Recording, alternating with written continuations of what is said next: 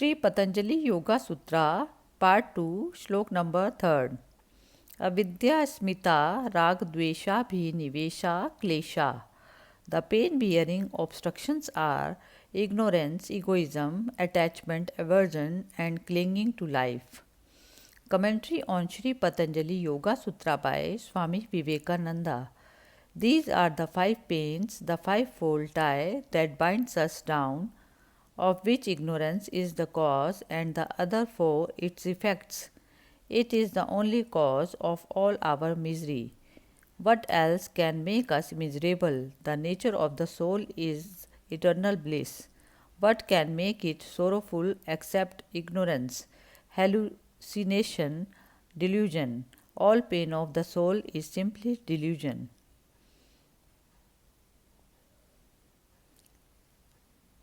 Shloka number 4th. अविद्या क्षेत्रम उत्तरेषां प्रसुप्त तनुविच्छोनो धाराणम. Ignorance is the productive field of all these that follow, whether they are dormant, attenuated, overpowered, or expanded. Commentary on Shri Patanjali Yoga Sutra by Swami Vivekananda. Ignorance is the cause of egoism, attachment, aversion, and clinging to life. These impressions exist in different states. They are sometimes dormant.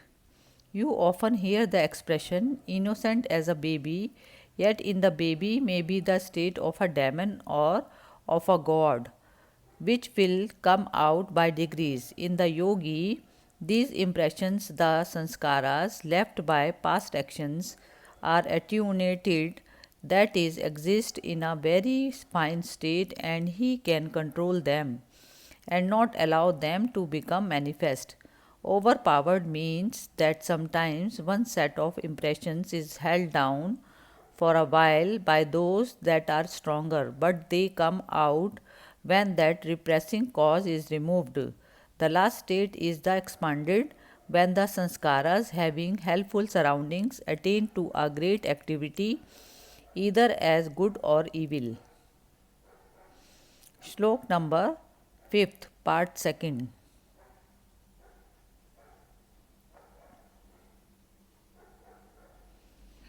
अनित्या शुचि दुःखानात्मसु नित्य शुचि सुखात्म ख्यातिर विद्या.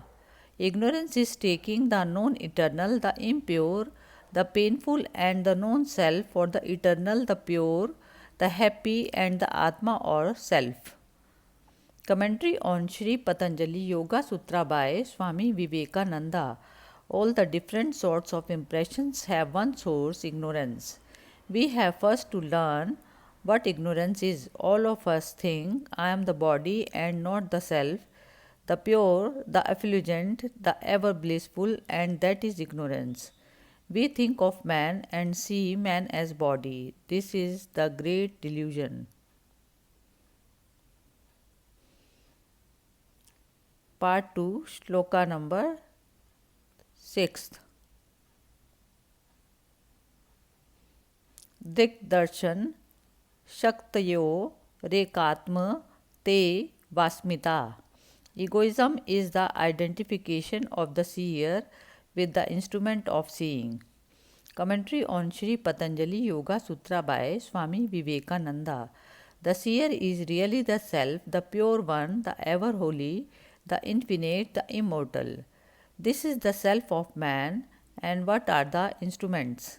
The chitta or mind stuff, the buddhi or determinative faculty, the manas or mind, and the indriyas or sense organs. These are the instruments for him to see the external world. And the identification of the self with the instrument is what is called the ignorance of egoism. We say, I am the mind, I am the thought, I am angry, or I am happy. How can we be angry and how can we hate? We should identify ourselves with the self that cannot change. If it is unchangeable, how can it be one moment happy and one moment unhappy. It is formless, infinite, omnipresent. What can change it? It is beyond all law. What can affect it? Nothing in the universe can produce an effect on it. Yet, through ignorance, we identify ourselves with the mind stuff and think we feel pleasure or pain. Part 2, Shloka number 7th.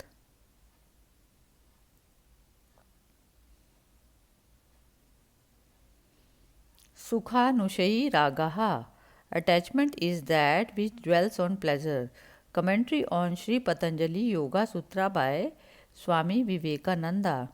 We find pleasure in certain things and the mind like a current flows towards them, and this following the pleasure center as it were is what is called attachment. We are never attached.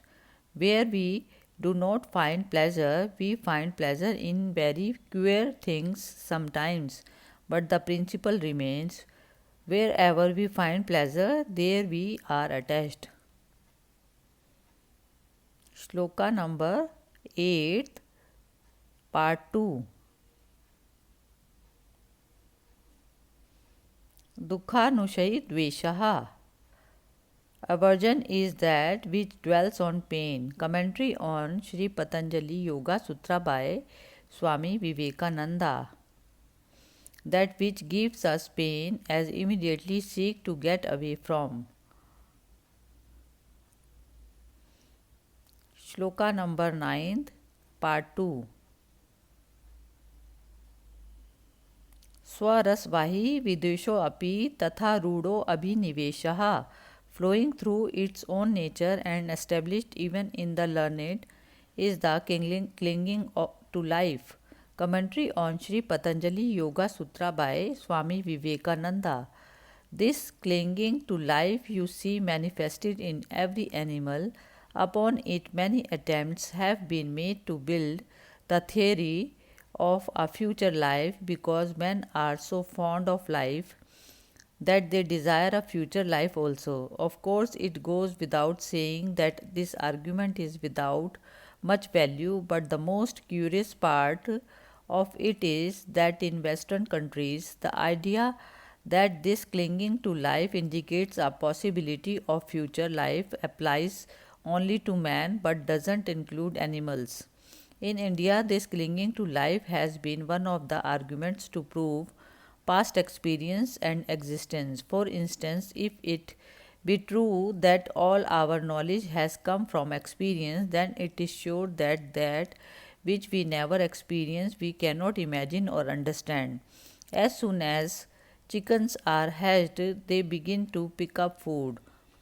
Many times it has been seen where ducks have been hatched by hens that as soon as they came out of the eggs, they flew to water, and the mother thought they would be drowned.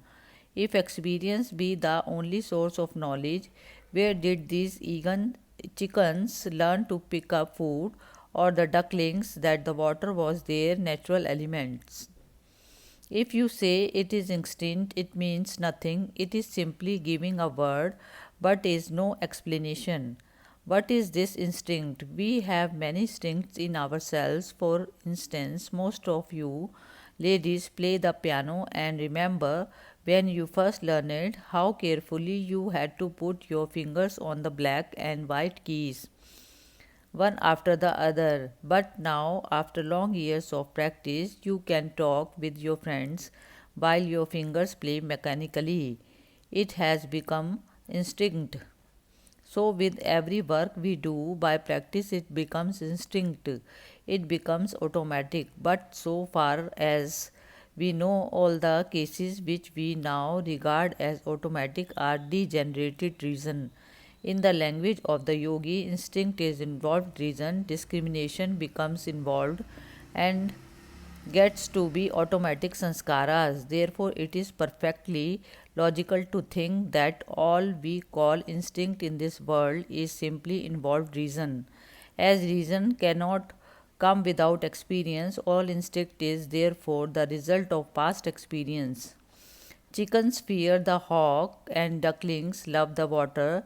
These are both the result of past experience. Then the question is whether that experience belongs to a particular soul or to the body simply, whether this experience which comes to the duck is the duck's forefathers' experience or the duck's own experience. Modern scientific man hold that it belongs to the body, but the yogis hold that it is the experience of the mind transmitted through the body. This is called the theory of reincarnation.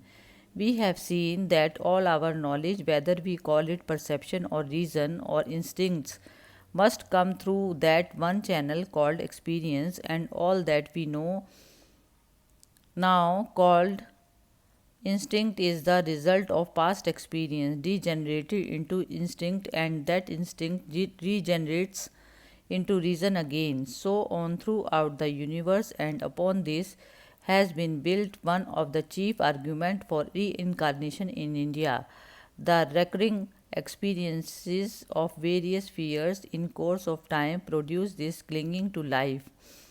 That is why the child is instinctively afraid, because the past experience of pain is there in it. Even in the most learned men who know that this body will go and who say, never mind, we have had hundreds of bodies, the soul cannot die. Even in them, with all their intellectual convictions, we still find this clinging on to life. Why is this clinging to life? We have seen that it has become instinctive. In the psychological language of the yogis, it has become a sanskaras.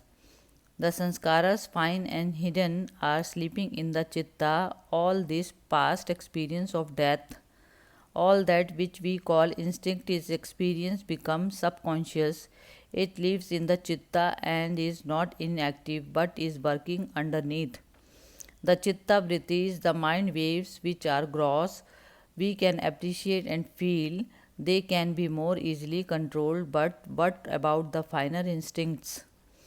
How can they be controlled? When I am angry, my whole mind becomes a huge wave of anger. I feel it, see it, handle it, can easily manipulate it, can fight with it, but I shall not succeed perfectly in the fight until I can get down below to its causes. A man says something very harsh to me, and I begin to feel that I am getting heated, and he goes on till I am perfectly angry and forget myself. Identify myself with anger. When he first began to abuse me, I thought I am going to be angry. Anger was one thing and I was another, but when I became angry, I was anger. These feelings have to be controlled in the germ, the root, in their fine forms, before even we have become conscious that they are acting on us. With the vast majority of mankind, the fine states of these passions are not even known. The states in which they emerge from subconsciousness, when a bubble is rising from the bottom of the lake, we do not see it, not even when it is nearly come to the surface. It is only when it bursts and makes a ripple that we know it is there. We shall only be successful in grappling with the waves when we can get hold of them in their fine causes, and until you can get hold of them and subdue them before they become gross, there is no hope of conquering any passion perfectly. To control our passions, we have to control them at their very roots. Then alone shall we be able to burn out their very seeds.